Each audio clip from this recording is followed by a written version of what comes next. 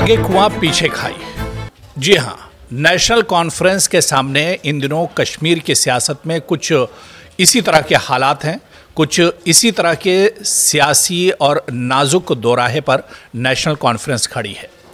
कश्मीर की बदलती हुई सियासत एक बार फिर अपनी तेज तरीन करवट ले रही है। जम्मू कश्मीर नेशनल कॉन्फ्रेंस के लिए ये वो लम्हा है जहां बडगाम में शिकस्त का दबाव, गांदरबल की नाराजगी, अवामी वादों की नाकामियां और आगा रूहुल्लाह की बढ़ती हुई मुखालिफत सब मिलकर पार्टी को एक ऐसे मकाम पर ले आए हैं जहां हर फैसला सियासी जलजला ला सकता है। यानी एक बड़ी मुश्किल नेशनल कॉन्फ्रेंस के लिए हो सकती है। सवाल अब ये नहीं कि एनसी का अगला कदम क्या कुछ होगा या नेशनल कॉन्फ्रेंस क्या कुछ करने जा रही है।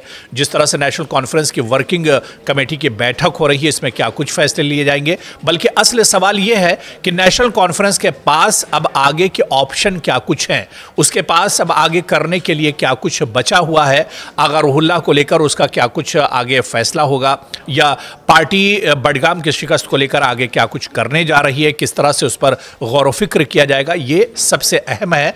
और इसी को दरअसल हम समझने की कोशिश करेंगे, क्योंकि एक बार फिर से आगा और रूहुल्लाह कहीं ना कहीं निकलकर अब पार्टी के सामने आ गए हैं। जिस तरह से बडगाम इंतखाबात में देखा गया, बडगाम के पूरे चुनाव में आगा रूहुल्लाह का जो रुख था वो बहुत सख्त था, और उसके बाद भी उनके तेवर जो हैं वो एक तरह से नर्म नहीं पड़े हैं, बल्कि आगा रूहुल्लाह ने अब साफ साफ अल्फाज में कह दिया है कि वो रिजर्वेशन को लेकर अब एक तरह से एहतजाज करेंगे, प्रोटेस्ट करेंगे और सड़क पर उतरेंगे।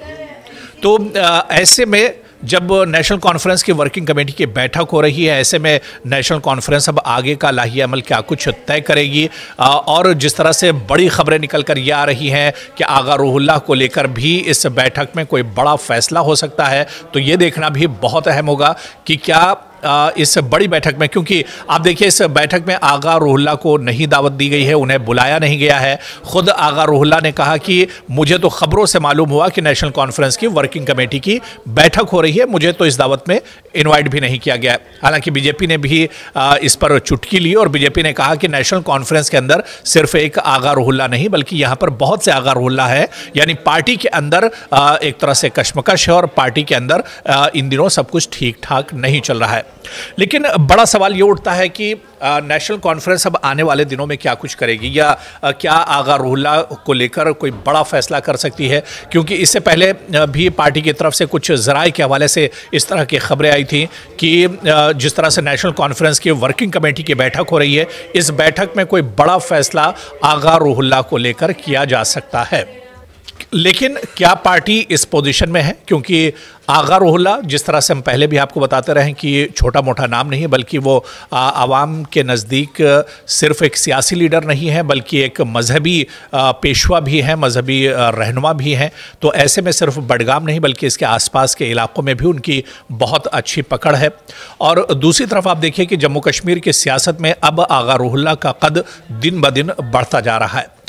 तो क्या नेशनल कॉन्फ्रेंस यहाँ पर कोई बड़ा कदम आगा रूहुल्लाह के ख़िलाफ़ उठाएगी, या फिर अब यहाँ पर नेशनल कॉन्फ्रेंस कोई दूसरा ऑप्शन ढूंढने की कोशिश करेगी। क्योंकि आगा रूहुल्लाह के जो तेवर है वो एक तरह से नर्म नहीं पड़ रहे हैं। आगा रूहुल्लाह अपने डिमांड पर और अपनी बातों पर, अपनी मांगों पर लगातार डटे हुए हैं, और उनका मौक़िफ़ सिर्फ यही है कि वो अपने लिए नहीं बल्कि आवाम के लिए जद्दोजहद कर रहे हैं। आवाम के लिए वो सड़कों पर उतरेंगे, आवाम के लिए वो एहतजाज करेंगे, तलबा के लिए रिजर्वेशन का मुद्दा उठाएंगे।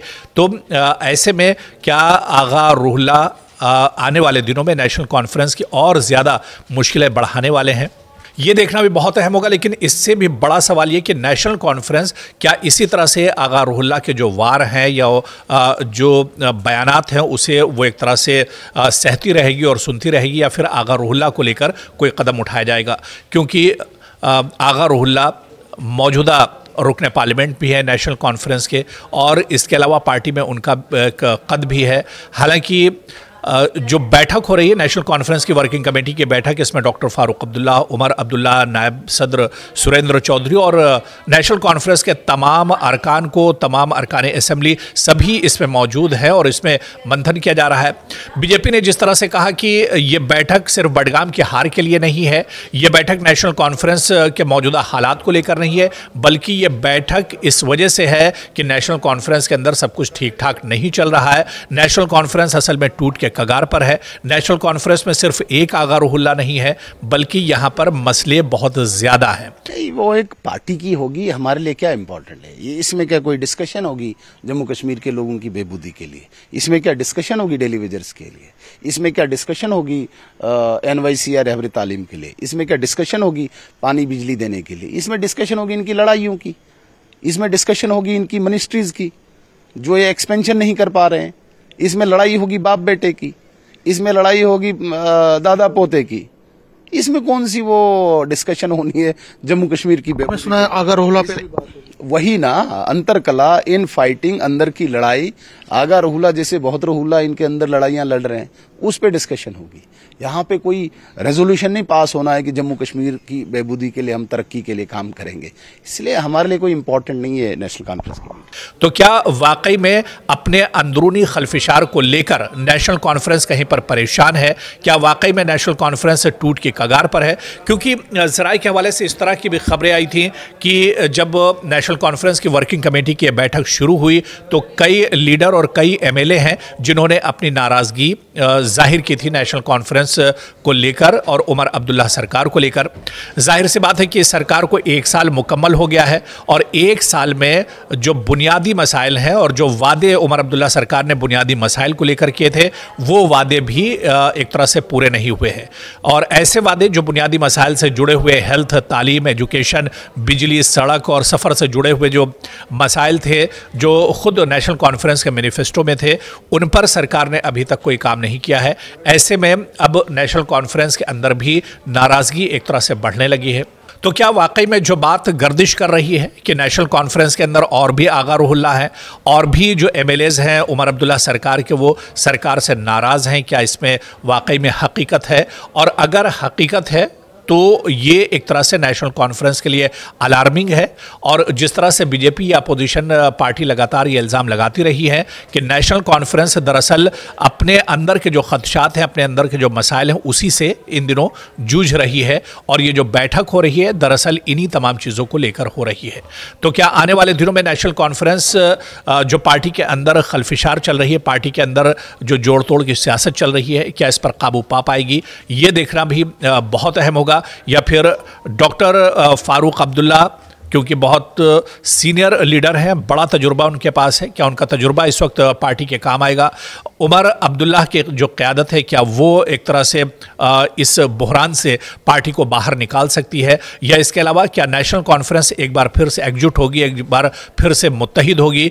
और जो बड़ा इल्ज़ाम अपोजिशन की तरफ से लगता रहा है कि पिछले 1 साल में इस सरकार ने गरीबों के लिए, पिछड़ों के लिए और जो वादे किए थे उस पर काम नहीं किया है, तो क्या इस बैठक के बाद ये मानकर चला जाए कि ये बैठक नेशनल कॉन्फ्रेंस के लिए गेम चेंजर साबित होगी और इस बैठक के बाद नेशनल कॉन्फ्रेंस कहीं ना कहीं अपने आप को इकट्ठा करने की, अपने आप को मजबूत करने की कोशिश करेगी और जो आवाज़ें नेशनल कॉन्फ्रेंस के खिलाफ उठ रही हैं उनके खिलाफ कोई बड़ा फैसला इस बैठक में लिया जा सकता है।